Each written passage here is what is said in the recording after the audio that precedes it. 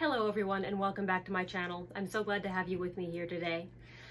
It has been very hot out and life updates. I've been away for quite a while. I did upload a video maybe 2 weeks ago, but that was something that I'd recorded a long time ago, so all I needed to do was edit it and upload it. So I disappeared for a while to take the bar exam.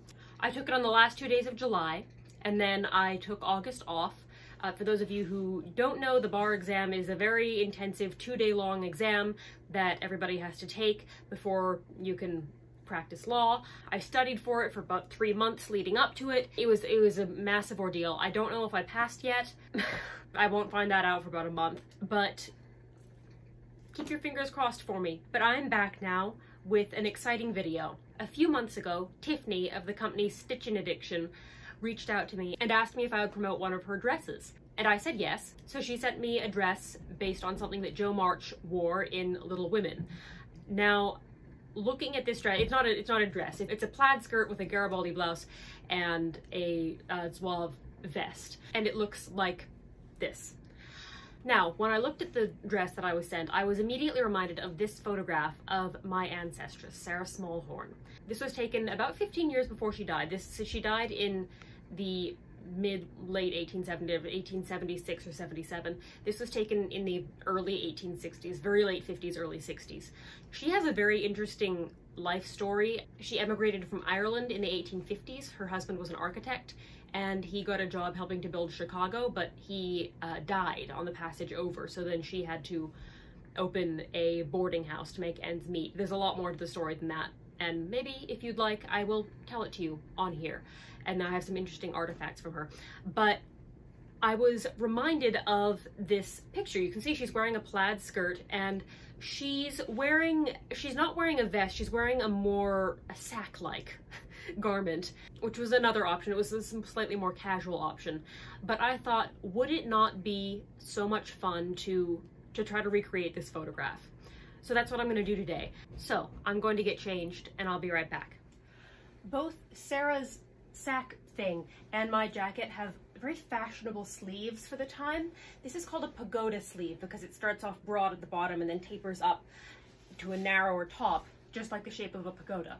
Now, if a woman in the 1850s or 60s was going to wear pagoda sleeves, she had two options.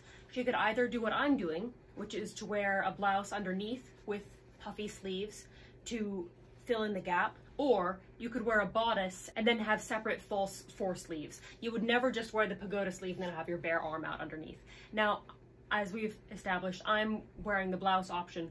Sarah here we know that she's using the false sleeve option because if you look closely here at the arm that's lifted, you can actually see where her pagoda sleeve has rolled back with the gravity, and you can see a little bit of her actual arm peeking out from above her false sleeve. Now, of course, normally her pagoda sleeve would be down and that would be hidden, but here, because she's raised her arm, her pagoda sleeve has flipped itself up and you can actually see her arm. And I think that is so neat. She's wearing a round brooch in this image. It's pretty much impossible to say if she actually was wearing a brooch like that or if this is just something that the colorizer went in and did. They've given a bit of green color to her skirt, some red color to the kind of tablecloth thing that she's leaning on, and seems like they might have tried to put a little bit of red on her cheeks. They did that sometimes with photographs of this time. And of course they put gold on her brooch and chain. So I've got a very similar looking brooch that's hollow gold style. So I'm going to put it on and I'm gonna slither off my chair. So something a bit like that. And then she's also wearing a chain. It's difficult to see what hers is attached to at the very end. I'm just going to kind of have mine go. I mean, obviously I'm not trying to recreate this picture exactly. So just gonna have mine go in there. I'm not gonna try to mimic her hairstyle or anything, so that wouldn't go too well. I guess I can try to do that.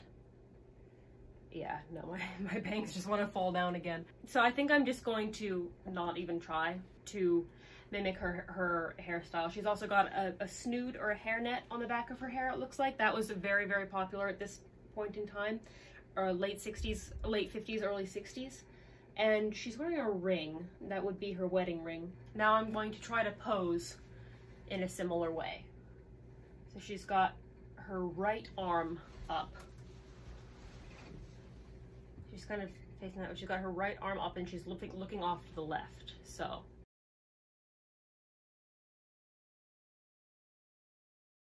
she's leaning more forward than I was. Let me see.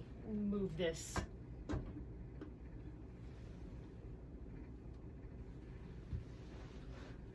Gosh, that tape, she's really close to that table. Looking at the angle of her arm, it's much more vertical than mine is. I think she's doing something like that. She's got her index finger up kind of by her ear there. Oh, that's not her index. Okay, that's her. She's got her finger there, ring finger, pinky finger, like that. And she's not looking dead on at the camera. She's looking off to the side. That.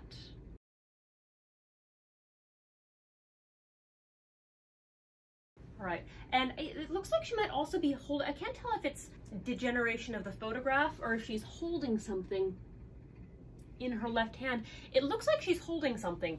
So I'm going to take this handkerchief with needs mending, but I'm going to take this and hold it in my left hand. Okay, her arm looks like it's folded. It's difficult to tell because she's kind of covered at the top. She's kind of consumed by this shapeless black mass, but I think she's kind of holding her left arm like this, and I do think she's holding something in her hand.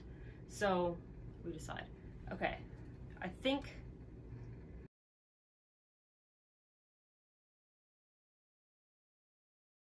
we got it. That was so much fun to do, and it's amazing to be able to dress as your own ancestors. And if any of you ever have the opportunity, I highly recommend it. Thank you so much to Tiffany at Stitch and Addiction for giving me this opportunity. If you would like to order some of your own ancestors clothing, you can find a link to her store down below and use the code Adelaide10 for 10% off.